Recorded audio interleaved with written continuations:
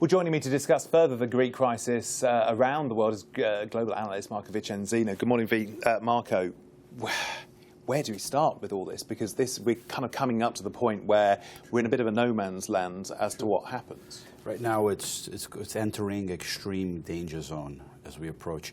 On the one hand, you have the date approaching, June 30th deadline, and we have two separate things.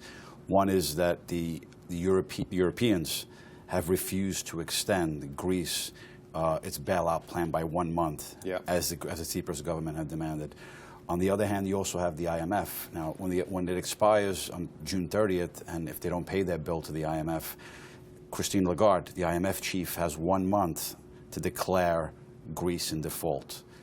If she's going to do it on July 1st, or she's going to do it on July 6th, the day after the referendum, no one knows yet. So she has some wiggle room. It's up to her whether she plays that card. Exactly. And if she declares default before the referendum or immediately following the June 30th deadline, that automatically blackballs Greece. It ostracizes them from international capital markets, which they'll have no access to.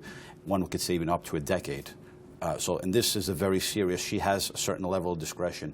The European Central Bank, although it's suspended any more support for the Greek banks, has said that the door remains open, that if something happens, if either the Greek government or the creditors were to reverse course in a brief amount of time, the European Central Bank is prepared to make a move. But for now, it's frozen. Things were starting to improve last week. We saw bond rates coming down to around 10%, down from the 13% mark. But we're seeing things like Macedonia saying that it should pull out its funds from Greek banks. That's not going to help the Greek banking system. It's taken proper precautions. Everyone externally is taking proper precautions. Like I said, we're entering this no man's land between now and July 5th in the referendum. And by the time that referendum arrives on Sunday, July 5th, Greece may already have defaulted. They may already be outside the euro. It's a very ambiguous area. The uncertainty is enormous this entire week. Yanis Varoufakis said that introducing capital control was the antithesis of monetary union. They've now done it. Is that to stop a run on the banks? Is it to sort of slow everybody down, get them through the next few days, get them to this referendum? What's your take? Buying time. It's crunch time. And after months of just, at home, political paralysis and polarization, complete economic stagnation at home. They've presided over diplomatic gridlock in Europe. So at this sense, desperation is setting in. It's crunch time. They're trying to buy time until the day of the July 5th referendum. That for them is the goal line. If they can reach that goal line, and then from there, they can say it's up to the Greek people. Just one point I want to make is the fact that from their perspective, from Syriza's perspective, their narrative is the fact that the creditors are trying to bring down the Greek government, and the creditors themselves, and so what Tsipras himself is trying to do is to restore the democratic process to the Greek people by making them the decision. Taking it over to them. The flip side to that, in my opinion, is the fact that for the most part, there's been 5 months of no results. What this comes down to, the government will say that this is a decision of either national pride and integrity over austerity. The bottom line is that the question should really be, does Greece want to stay in Europe or not? I'll pick you up on that point in a moment, but let's just mention the IMF here, because are the IMF and the Troika basically playing hardball? We've talked about this little bit of wiggle room that's left, but they really are saying, look, you don't pay this money, even though it's going to be a bit of circular money because the money's going to pay back to the IMF, but it's going to come from them essentially as well.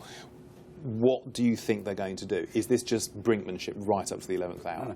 This game of brinksmanship that you're referring to has been a reckless game of brinksmanship that I think the Tsipras government has been playing. So you referred to the IMF has global clients throughout the world. Africa, they can't let a developed country, which Greece technically is, a European developed country. Brazil's moaning about the way they're being handled. Exactly. Not only Brazil, but many other countries in Africa. That's with respect to the IMF, because they have their global clients and they have to make sure that they can't make an exception for one. Yeah. And then within Europe, the Europeans are saying, look at Ireland, look at Spain, look at Cyprus, look at Portugal. They've been doing the necessary reforms for the necessary reforms, why give Greece, and by making an exception, it sets a bad precedent. So the point I'm trying to make here is basically that the Greek government, for the most part, the Tsipras government, let's be specific here, the Tsipras government right now is the reason, in my opinion, why they made the referendum was the fact that now they don't want to make the tough choices.